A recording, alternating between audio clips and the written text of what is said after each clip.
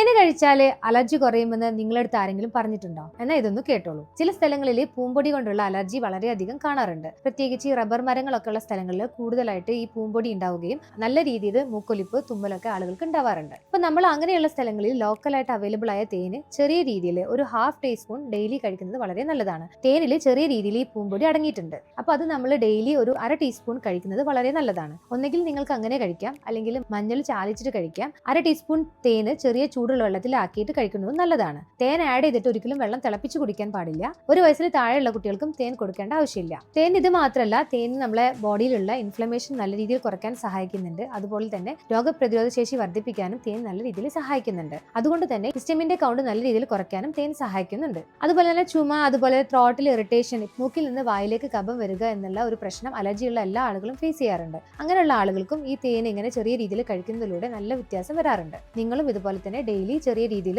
ഒരു അര ടീസ്പൂൺ തേന് ഡെയിലി കഴിച്ചോളൂ. ഏറ്റവും നല്ലത് ലോക്കലി അവൈലബിൾ ആയിട്ടുള്ള തേനാണ്. അത് കഴിക്കുന്നതിലൂടെ മാത്രമേ നിങ്ങൾക്ക് കൂടുതൽ ബെനിഫിറ്റ്സ് കിട്ടുള്ളൂ. അലർജിയുടെ ബുദ്ധിമുട്ടുകളൊക്കെ നല്ല രീതിയിൽ കുറയുള്ളൂ. ഇങ്ങനെ തേൻ നമ്മൾ ഡെയിലി കഴിക്കുന്നതിലൂടെ പൂമ്പൊടി കാരണമൊക്കെ ഉണ്ടാകുന്ന അലർജിക്ക് നല്ല രീതിയിൽ വ്യത്യാസം വരാറുണ്ട്. അപ്പോൾ നിങ്ങൾ ഒന്ന് ട്രൈ ചെയ്ത് നോക്കൂ. എന്നിട്ട് താഴെ കമന്റ് ചെയ്യൂ.